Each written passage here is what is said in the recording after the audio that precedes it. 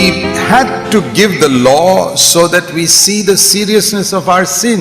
మన పాపం అనేది ఎంత తీవ్రమైన సంగతో మనం గ్రహించే నిమిత్తమై దేవుడు ధర్మశాస్త్రాన్ని మనకి ఇచ్చాడు. See James chapter 1 యాకోబు రాసిన పత్రిక మొదటి అధ్యాయం and verse 23.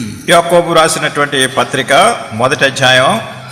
If a man is a hearer of the word but not a doer, he's like a man who looks at his face in a mirror and then forgets what he's like. 23వ వచనం, ఎవడైనను వాక్యమును వినువాడయుండి దాని ప్రకారము ప్రవర్తింపనవాడైతే వాడు అద్దములో తన సహజ ముఖమును చూచుకుని మనుషుని పోలియున్నాడు.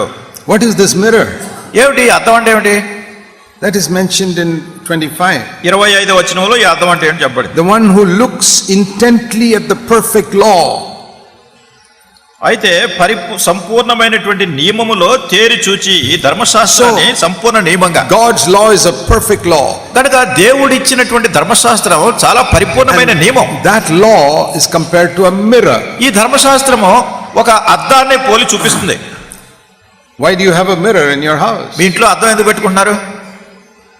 I think all of us look at a mirror every day. నేను అనుకుంటాను ప్రతి వాళ్ళు కూడా ప్రతిరోజు మీ ఇంట్లో అద్దంలో చూసుకుంటారు కదా. Why do you look into a mirror? ఎందుకు అద్దంలో చూసుకుంటున్నారు? If you have a mirror in your bathroom, ఒకవేళ మీ బాత్రూమ్ లో అద్దం ఉందనుకోండి, there you can see whether your face is dirty. మీ ముఖం అంతా ఏదైనా మురికితో ఉందా అనేది అద్దంలో కనిపిస్తుంది. And whether your hair is combed. లేకుంటే మీరు సరైన విధానంలో తలదూకున్నారా లేదా. So the mirror is to show us what is wrong with us. ఈ అద్దం అనేది మనలో ఉన్న తప్పేమిటో సరికాని సంగతి ఏంటో చూపిస్తుంది అద్దం. If there is a black mark on my face here, I cannot see it. ఒకవేళ నా ముఖం మీద నల్లటి మసి ఏదో మట్టి అంటుకుంది అనుకోండి, అది నాకు కనపడదు. I am very thankful for a mirror because I can see it immediately. కనుక నా పరిస్థితి ఎలా ఉందో చూపించేటటువంటి అద్దానికి నేను చాలా కృతజ్ఞుడై ఉండాలి. So the law of God was like that. దేవుని యొక్క నియమము, పరిపూర్ణ నియమము, ధర్మశాస్త్రం అట్లాంటిదే. It was very important for man to get this law like a mirror to show him all the things that were wrong in his life. ఒక మనుషుని యొక్క జీవితంలో ఉన్నటువంటి తప్పు సంగతులన్నీ ఒక అద్దం మాదిరిగా చూపించేటటువంటి ఈ ధర్మశాస్త్రం విషయంలో అతడు కృతజ్ఞుడై ఉండాలి. Now if James was writing this letter in this century, he would have said God's word is like an X-ray. మరి ఒకవేళ ఈ యాకోబు గనక ఇప్పుడు ఈ దినాల్లో ఉండి పత్రిక రాసినట్టయితే ఈ మాట ఎట్లా రాసి ఉండేవాడంటే, ధర్మశాస్త్రం అనేది, దేవుని వాక్యం అనేది ఎక్స్రే మాదిరిగా ఉందని. You know, if a doctor wants to see inside your body, he says go and take an X-ray. ఒకవేళ మీ దేహంలో ఉన్నటువంటి అవయవాల సంగతి ఎలా ఉందో చూడాలన్నప్పుడు డాక్టర్ గారు ఏమంటారంటే మిమ్మల్ని వెళ్ళి x ray తీయించుకురమ్మంటారు. And now they have very complicated scans also. ఇప్పుడు చాలా క్లిష్టమైనటువంటి అన్ని క్షుణ్ణంగా చూపించే స్కానింగ్ అనేది కూడా ఉంది. And that takes a picture of what is inside you. అసలు మీ లోపల ఉన్న సంగతి ఏమిటో అది పటం తీస్తుంది. And you may think everything is all right, but when the doctor looks at the scan, he says, no, you got some cancer here. మీరేమో నాకంతా బాగానే ఉందని మీరు అనుకుంటారు, కానీ మీ స్కాన్ రిపోర్ట్ డాక్టర్ గారు చూసినప్పుడు అయ్యా మీకు ఇక్కడ క్యాన్సర్ ఉంది అంటాడు. So are these x-ray machines and scan machines good? కనుక ఈ ఎక్స్రే మిషన్ లో స్కానింగ్ మిషన్ లో మంచివా కదా? Yes, మంచివే. because it shows us what is wrong inside. కనుక లోపల ఏ దోషం ఉందో తప్పు ఉందో చూపిస్తున్నాయి. And that is the purpose of God's law. దేవుని ధర్మశాస్త్రం యొక్క ఉద్దేశం కూడా అదే. So first he had to put man under the law to show him what is wrong with him. కనుక మొట్టమొదటిగా మానవుణ్ణి ఈ ధర్మశాస్త్రం క్రింద ఉంచి తనలో ఉన్నటువంటి దోషమేమిటో తప్పేంటో తెలుసుకునేటట్టు చేయాలి. You know, in the Old Testament he gave 10 commandments. పాత నిబంధనలో 10 ఆజ్ఞలు ఇవ్వబడినాయి. And like that Israel knew that murder is wrong. ఆ రీతిగా ఇశ్రాయేలీయులకు తెలిసింది నరహత్య అంటే తప్పని.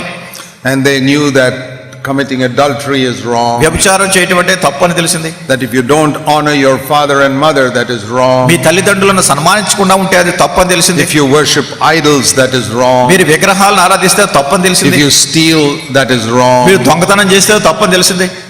Even if you desire somebody else's wife, that's wrong. ఎవరి భార్యనైనా ఆశించినట్టయితే అది కూడా తప్పని తెలిసింది. So many things you read there which they did not know otherwise. ఇట్లా అనేకమైన సంగతులు అక్కడ చదువుతాం, లేనట్టయితే ఇవి తప్పని సంగతులు తెలియవు ఎవరికి. And all the other countries in the world in those days, they did not know all these things. ఆ దినాల్లో ఉన్నటువంటి ఇతర జనాంగములు, ఇతర దేశాల్లో ఉన్నటువంటి ప్రజలకు ఈ సంగతులన్నీ తెలియవు వాళ్ళకి. And that's why in all the other nations they were doing so many wrong things. ఆ రీతిగా అనేకమైన అన్య జనాంగాలు అనేకమైన సంగతులు వాళ్ళు చేస్తూ పోతూ వచ్చారు. But in Israel, they had a good standard of life. అయితే ఇశ్రాయేలీయులకు వాళ్ళ యొక్క జీవితం యొక్క అంతస్తు చాలా ప్రత్యేకంగా ఉంది. This law was there. ఎందుకంటే ధర్మశాస్త్రం ఉంది. And so it's like somebody who has a mirror and other people don't have a mirror. ఇది ఎలా ఉందంటే ఎవరికో అద్దం ఉన్నది, వేరే వాళ్ళకి అద్దం అనేది లేదు వాళ్ళకి. Even the poorest house will have a mirror in their house. మరి వాళ్ళ యొక్క ఇశ్రాయేలీలో పేదవాళ్ళ గృహంలో కూడా అద్దం ఉంది ఇక్కడ. So even in our midst, the poorest house will have a mirror. చూడండి మన మధ్యలో కూడా పేదవాళ్ళ ఇంట్లో కూడా ఒక అద్దం Because ఉంటుంది. we all want to know if something is wrong with our faith. మన అంతా కూడా మన ముఖం మీద ఎక్కడన్నా తప్పు ఉందో దోషం ఉందో అది చూడాలని కోరుతుంటాం. In the same way, God wants us to know what's wrong inside us. అదే రీతిగా మన లోపల ఏముందో ఉన్నటువంటి తప్పును చూపించాలని దేవుడు కోరాడు. That is why he kept man under the law.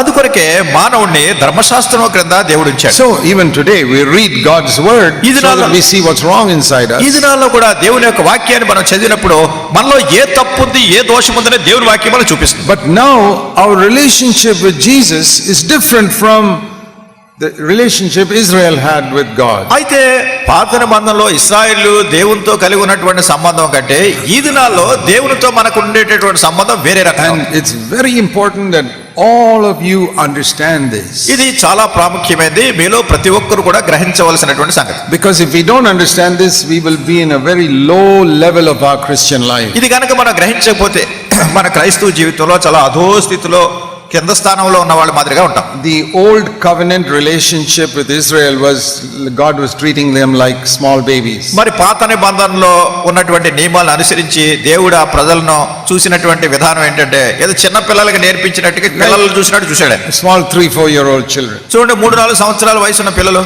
But now God wants to treat us like grown up adults. అయితే ఇప్పుడు దేవుడు మనలను ఎదిగినటువంటి పెద్దవాళ్ళని చూసినట్టుగా చూడాలని కోరుతున్నాడు.